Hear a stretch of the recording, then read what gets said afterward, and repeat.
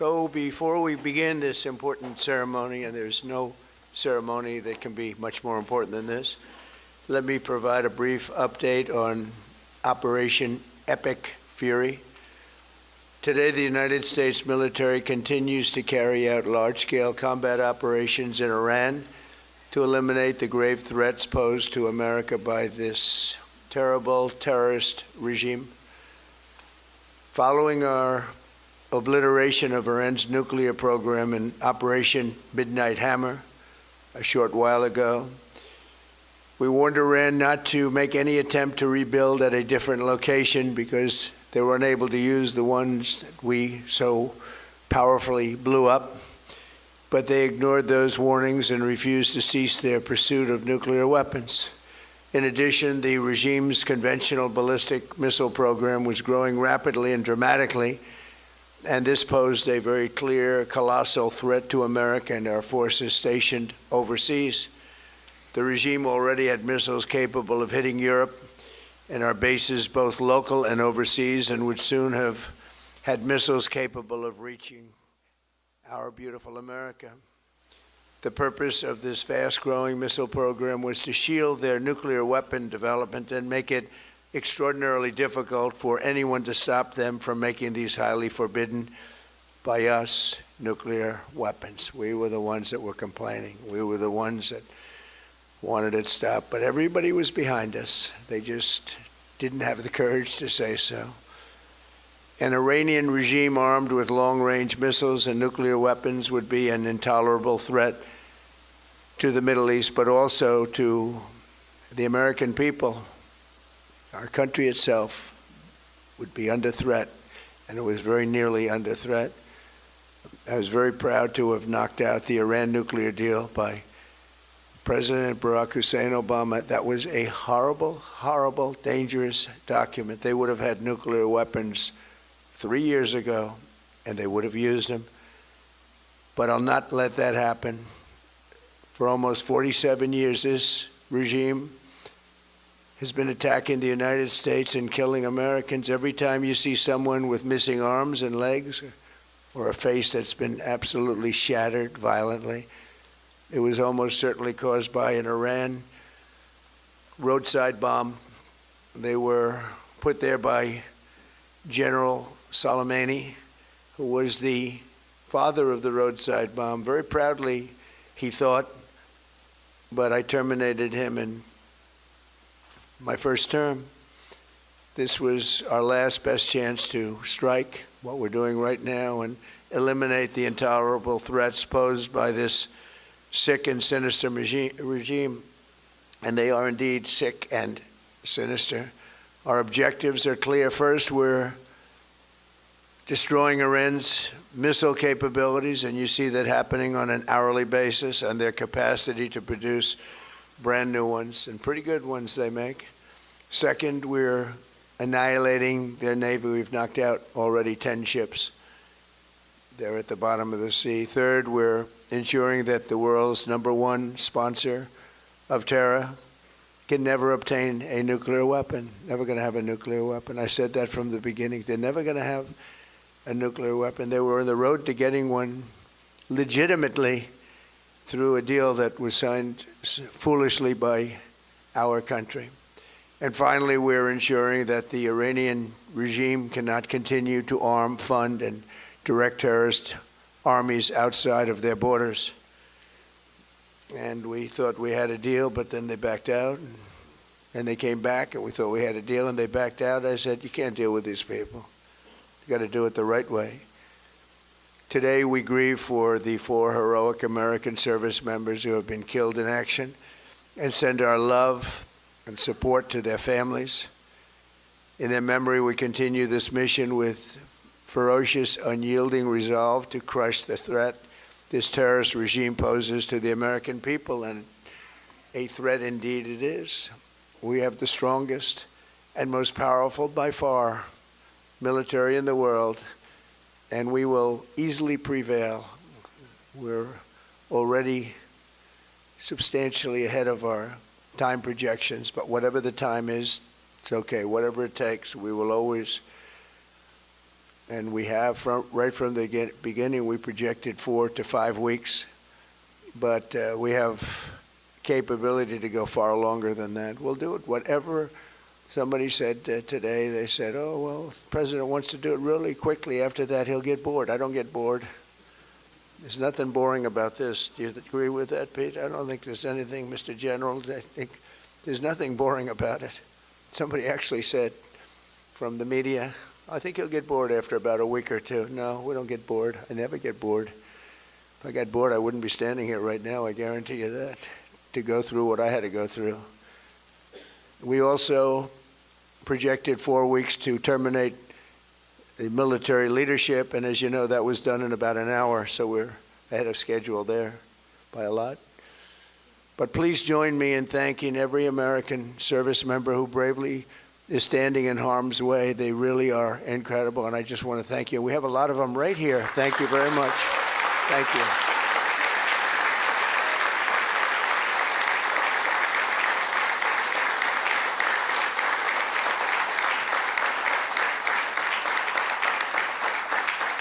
Thank you, everybody. We have a lot of great service members here with us, too, in this beautiful building. Isn't it beautiful? We're adding on to the building a little bit. We're improving the building. See that nice drape? When that comes down, right now you see a very, very deep hole. But in about 1.5 years from now, you're going to see a very, very beautiful building. And there's your entrance to it right there. In fact, it looks so nice, I think I'll save money on the doors, because it can't get more beautiful than that. I picked those drapes in my first term. I always like gold, but I think we can save a lot of money. I just saved curtains. But, and it'll be spectacular. It'll be the most beautiful ballroom. I believe it because I built many a ballroom. I believe it's going to be the most beautiful ballroom anywhere in the world. And when you hear all that hammering out there, you know why the First Lady is not thrilled exactly. She said, will the pile drivers ever stop? You know, they go from 6 in the morning till 11:30 in the evening. Can you imagine? Here? You know what? To me, that's a beautiful sound. She doesn't like it. I love it. You know what? To me, other than here, because we're donating it, not a penny to the taxpayer. It'll be under budget, ahead of schedule. It'll be $400 million or less. Most people say $400 million or more. No, it'll be less. But when I hear that sound, that beautiful sound behind me, it means money, so I like it. But my wife isn't thrilled. She said, this is getting crazy. I said, don't worry about it. We'll be all finished up in a few months. But now for the reason that we're gathered this morning to recognize the unsurpassed courage of 3 really incredible American heroes, 1 living and 2 no longer with us. So together, we recognize the exceptional valor of Master Sergeant Roderick, Edmonds. And maybe I could ask your families to stand because they're beautiful families. I got to meet them, and please.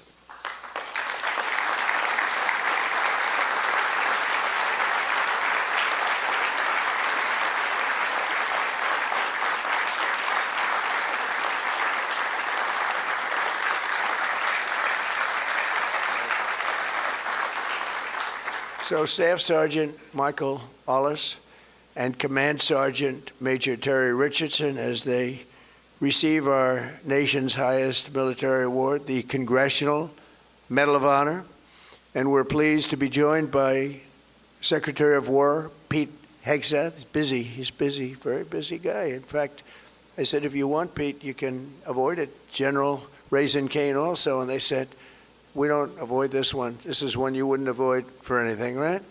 So we appreciate that you're here. Secretary of Veterans Affairs, who's doing an incredible job, Veterans Affairs, Doug Collins. Doug, thank you. You stand up, Doug. You're doing such a good job. 92% approval rating. Chairman of the Joint Chiefs of Staff, General Dan Kane, who's known as Raisin Kane. I liked him when I heard that name, Raisin Kane. I said, if it's true, you're my guy. And it's true. It just turned out it's very true. He's a great guy and a great general. Secretary of the Army, Dan Driscoll, and Army Chief of Staff, Randy George. Thank you. Thank you both, Dan.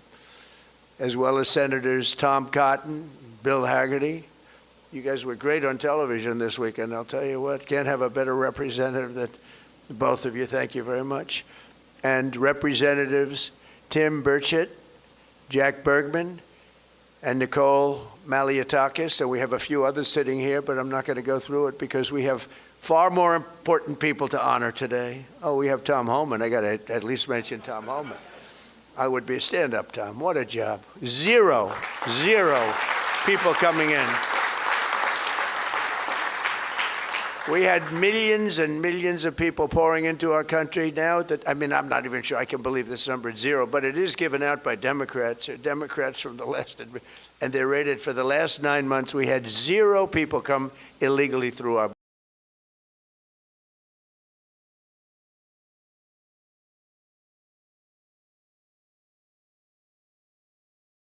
border. Right, Tom?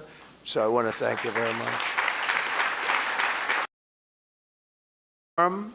Thomas Paine, Sammy Davis. That's an interesting guy. Where is Sammy Davis?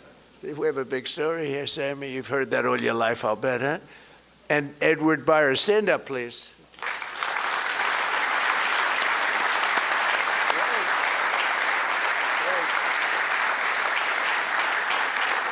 You all look good. We all look good. We remember the ceremonies. Oh, great. It's a great honor. There's no greater. I tried for myself. I've tried numerous times to get one by myself. I keep getting shut down. They say, you can't do it, sir. Bad protocol. Very bad. I would say the worst. But I'm only kidding. You don't have to say I'm only kidding. Otherwise, the press will come out with it, which they actually did once. Donald Trump wants a Congressional Medal of Honor, but he's been shut down. But now you are brave, amazing people. And I want to thank you all. In 1941, Roddie Edmonds of Knoxville, Tennessee, enlisted in the U.S. Army and soon rose to one of the youngest master sergeants in the military. In 1944, he sailed to Europe to fight in World War II, and he was so enthusiastic and young and full of vim and vigor. Roddie soon found himself on the front lines of the Battle of the Bulge. That was a big one. Massively outnumbered by enemy forces, his 1,200 soldier unit fought valiantly until they were completely overrun. The force was massive on the other side, many times the number. After a 4-day death march, one that was covered very well by the history books, through bitter cold, they were put into a German POW camp. Roddie was the top-ranking infantryman in the camp. He was number 1, meaning he was responsible for the lives of his fellow service members. On July 26, 1945, a Nazi SS officer issued an order over the camp loudspeaker, loud and strong. He said that only American Jews were to show up to roll call following this morning. He added, all who disobey this order will be shot immediately.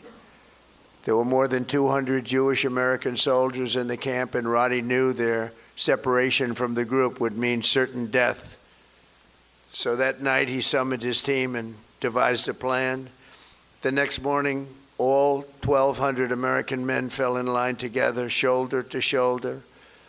Enraged, the Nazi commandant rushed forward, drew his Luger pistol, and pressed the barrel between Sergeant Edmonds' eyes.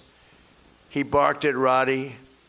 They cannot all be Jews, he screamed loud and again, and staring straight back into the raging face of evil, Sergeant Edmonds replied fearlessly, we are all Jews here. The Nazi officer lowered his weapon and the soldiers erupted in cheers. With total disregard for his own life, Roddie had saved over 200 of his fellow service members. Their camp was liberated 2 months later. We're honored to be joined today by Roddie's son, Chris. Please stand up as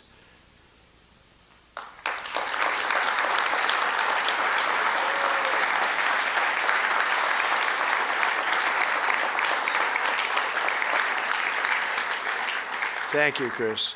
Today your father gets the honor he so courageously earned. And really amazing, right? It's an amazing story. Congratulations to the family of Master Sergeant Roddie Edmonds. The next two we recognize today served in the 1st Battalion, 28th Infantry Regiment of the 1st Infantry Division, better known as Big Red 1. Do you know about that, Pete, right? Command Sergeant Major Terry Richardson, we are honored to have you with us. On September 12, 1968, 102 brave men of Terry's Alpha Company were asked with securing Hill 222 deep behind the enemy's line in Vietnam. They didn't know it at the time, had no idea, but the area was totally infested with nearly 300 enemy bunkers and many, many enemy soldiers, far outnumbering them by at least 4, 5, even 6 to 1. As Terry led Lima platoon up Hill 222, the enemy launched an ambitious and violent attack, unleashing a withering fire of machine guns and rocket-propelled grenades. Just didn't stop, just kept coming. Pinned down in hell on earth, Terry summoned unimaginable courage. 3 times he exposed himself to enemy fire to rescue severely wounded comrades, and 3 times he dragged them back to the group. Terry soon realized that the 82 remaining men had one chance of survival. That was air support. Acting without regard of his own life, he grabbed a radio and charged up Hill 222 alone. He needed to be there. It was the only place you'd get reception. He withstood a storm of enemy bullets, eventually reaching the top, where he spent the next 8 hours calling in tactical strikes, completely exposed. An hour in, an enemy sniper shot rang out and the bullet tore through his right leg violently. He was in bad shape, but Terry disregarded that and pushed through. And after 7 more hours of calling in American fire from above, the enemy retreated. Later that day, his team found him with both eardrums totally ruptured and a mangled right leg and foot, but still barely living, but living nevertheless. Due to Terry's actions above and beyond the call of duty, 82 men, Alpha Company, survived this battle, including 2 in this room, Norm Meyer and Dave Himmer. Where are you? Can you want to stand up, Norm and Dave? Where's Norm and Dave? That's pretty cool.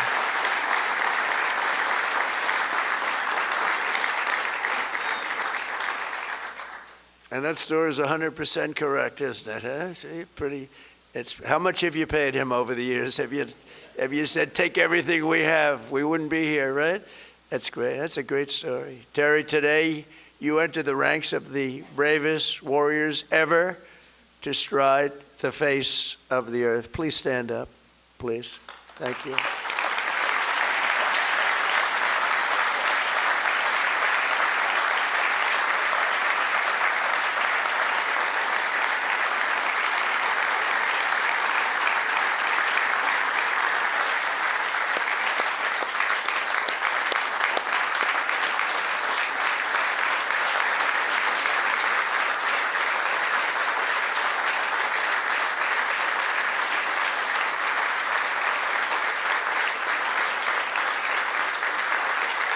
That's great, Terry.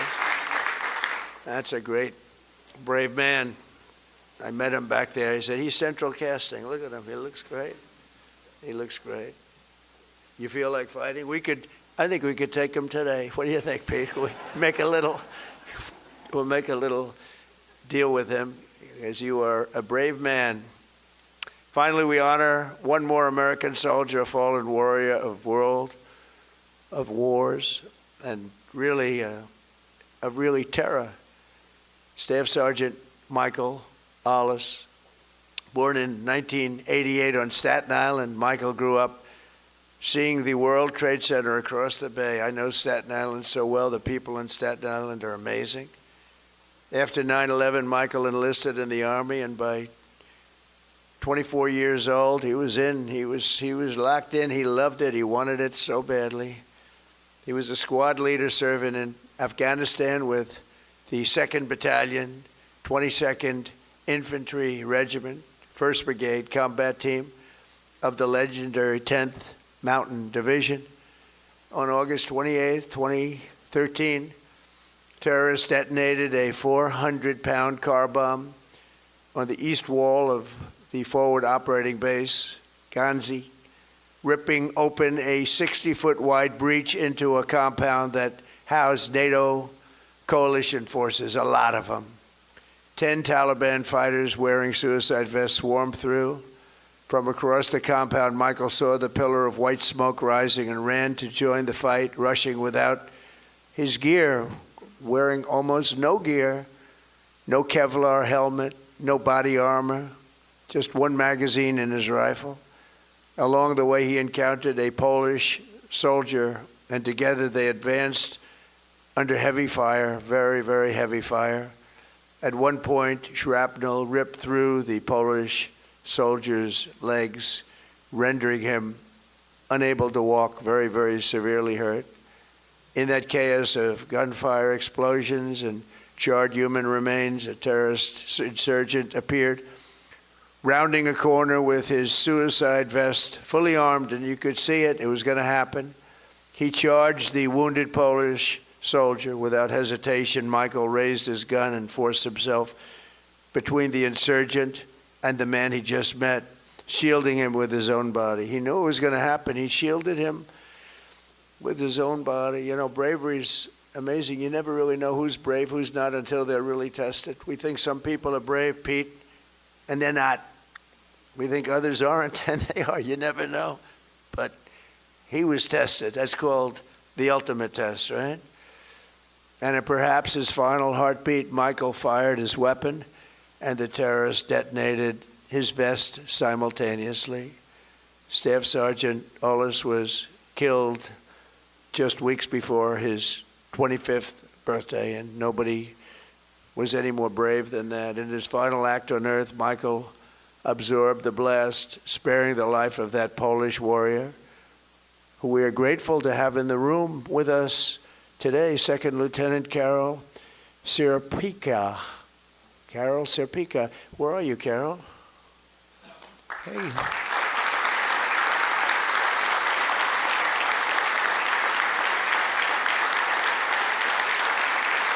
Would you like to come up? Please. Please. I'd love to have you come up. Thank you, Carol.